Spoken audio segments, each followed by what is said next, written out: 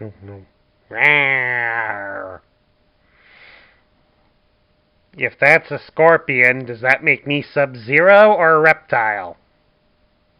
He's got purple on him. Shouldn't he be Rain instead?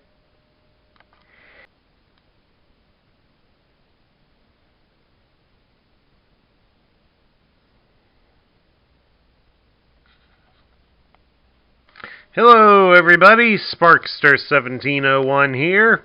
We're taking a look at another Kingdom-released Transformer. This time around we've got the Predacon Scorponok. Now of course, for those of you who have followed this channel for quite a while, you know already that Scorponok is an established name in the channel, as it was used a lot in the Generation 1 era. And of course was made relevant a few years ago again, thanks to Michael Bay's movies. However, this Scorponok is not tied to any of the others. So, we will not be doing a comparison of him to the Generation 1 toy, since they are not the same character. The Generation 1 Scorponok was depicted as the commander of the Decepticon headmasters, and was primarily used as the motivating force behind the Nebulon Lord Zarek and his own plans. This Scorponok is his own being, and is known primarily in the Beast Wars canon for two things. One, being incredibly stupid, and two, being fiercely loyal to Megatron. In fact, it was his loyalty that led him to become promoted to second in command of the Predacons when Dinobot defected to the Maximals. Unfortunately for Scorponok, the other Predacons did not take his promotion seriously, and continued to ignore him. I guess this little guy just can't win. But at any rate, we'll take a good look at him here.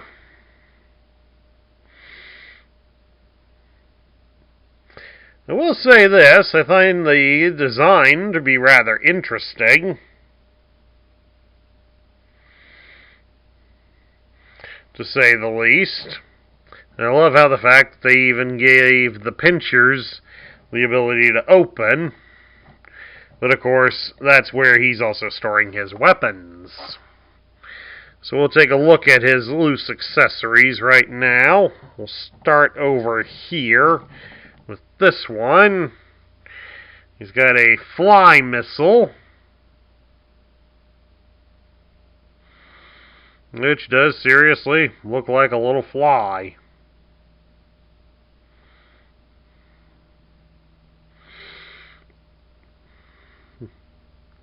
Rather disturbing and creepy in its own right. Help me. Please help me. There, I had enough of that. Alright, and the other accessory is a couple of tiny missile warheads. And these are, of course, attached onto one pin. So, it's all done as one hollowed piece, but still a nice little bonus accessory. And now you've all seen that the claws can open and close. So let's move right along now and take a look at his other bits of articulation in this mode. His head can be turned from side to side, and it can rock up and down a little bit. His arms can be stretched out about so far, and they do rotate at the shoulder all the way around. Just have to watch that he doesn't catch on the scorpion kibble in the back. You can bend his arm at the elbow 90 degrees, and there is a swivel at the bicep. So he has G.I. Joe battle grip even with those big clunky hands of his. And of course there is articulation at his wrist, so you can rotate his claws all the way around. Let's see here. Yep, he can be twisted at the hip. And you can spread his legs apart into a full splits. You can also rotate his legs at the thigh. We can also raise his leg at the hip 90 degrees, and you can bend his leg at the knee considerably further than 90 degrees. And he does have a sideways swivel on his ankles, but that looks rather painful. I know I certainly wouldn't want to try to bend my ankle in that direction. Okay, for a deluxe class figure here, Scorponok is a bit difficult to transform, but we'll go through it slowly but surely. The first thing we need to do is we have to fold out all of the sets of the scorpion legs. You start with the lower set of legs, then you'll rotate out the middle legs. They're done as a pair. And then, of course, the top legs right at his shoulders. Just like that.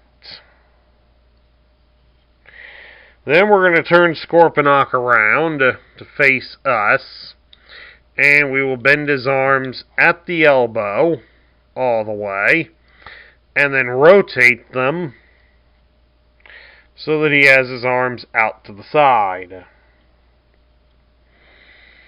Now they want you to raise his head back a bit and then pop his chest open. As you can see, mine wasn't totally closed. That's due to the fact that it's a bit of a pain to get him to transform. So I left it kind of loose to make it easy to do this part.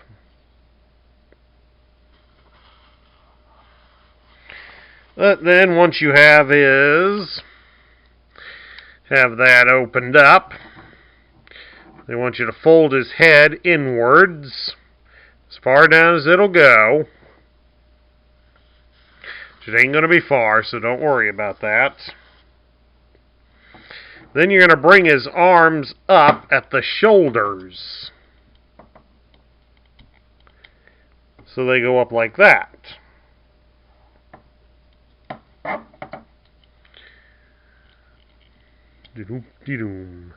Just exactly like that. So now we're going to come down here to his lower body. We're going to stretch the legs and hips downwards, like so. Then we're going to take his legs, and they're going to get turned at the hip to the right, just a quarter, like that. And now we're going to come here and work on the top side of his beast mode. I should point out that his legs are on a simple ball joint, because this one just popped off. So if you're buying Scorponok loose, like say you buy this one loose a few years later, the legs do pop off very easily, so do keep that in mind. I want you to shift the tail a little bit towards the back, like that, to get him started.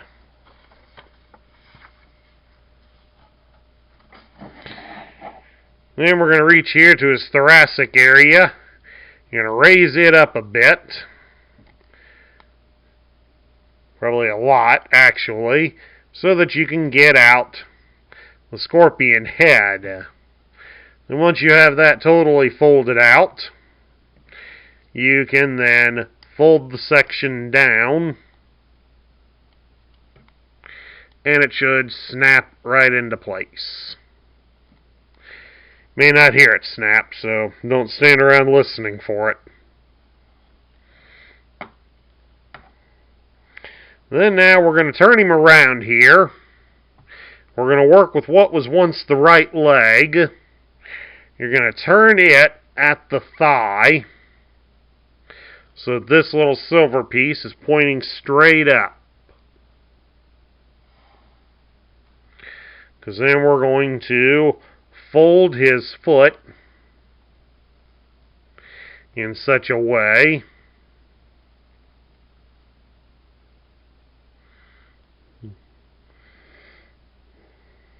it's not folding the whole thing down like it should. I think we got the legs rotated backwards here. That's better. Yep, because on this one, you just rotate it upwards. And we're going to fold it down and over. I want it like that, actually. Rotate it the other way around. This leg, what we got down here, you're going to fold it so that it goes under the body. And then the other leg we fold up and place inside the tail. It will snap into position.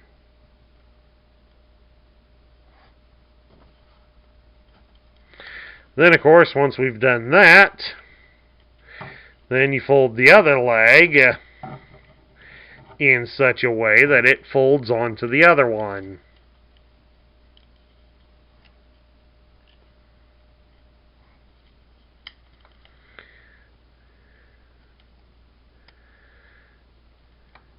Connecting on like so. And then, of course, we can get the legs adjusted to all be on the ground. Then to finish Scorponok off, they want you to open up the claws and attach his weapons. They apparently want the fly to go into his right hand and the missiles to go into the left, like so, but it really doesn't matter. They can go into either one. And then there you have it. Scorponok is, like his namesake, a scorpion. Not a very common insect in most areas of the world. But of course, made famous by the character in Mortal Kombat. Now we get to my thoughts on him. What do I think of Predacon Scorponok? I don't think it's a bad toy per se. The leg positioning for the robot into the scorpion mode, that's a little weird, but in some ways it does make a little bit of sense. I do like how the one connects into the tail. It does mean then that the tail is kind of sturdy, but it does limit the playability with it.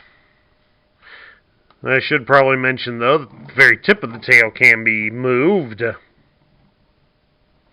It can rock up and down, and then, of course, the tip can be rotated and all that. And, of course, all the legs do is they can be rotated at the one section, and that's it. Plus, you got everything you could do with the claws, but we all know that by now. So, it's still a nice toy per se. Comes off looking a little bit better than the movie Scorponok did. As for grossing out other people, well, I don't think many people are going to believe there's a scorpion out there with red legs and purple pinchers. But other than that, it does have a fair amount of play value to him. And I found that the character is somewhat on the interesting side, even though he is rather dumb and pathetic. You gotta award him loyalty points to continue to be loyal to Megatron. And that, of course, concludes the review we have on Predacon Scorponok from the Kingdom toy line. I hope everybody enjoyed it, and I ask that you all please like, share, comment, and subscribe to the channel. We appreciate all the feedback out there. This is Sparkster1701, And even though scorpions are disgusting and bizarre-looking creatures, don't forget, all of us humans are bizarre in our own rights. And we should embrace that we have about each other, because we are all a little on the crazy side. This is Sparkster1701 saying I'll catch you all later.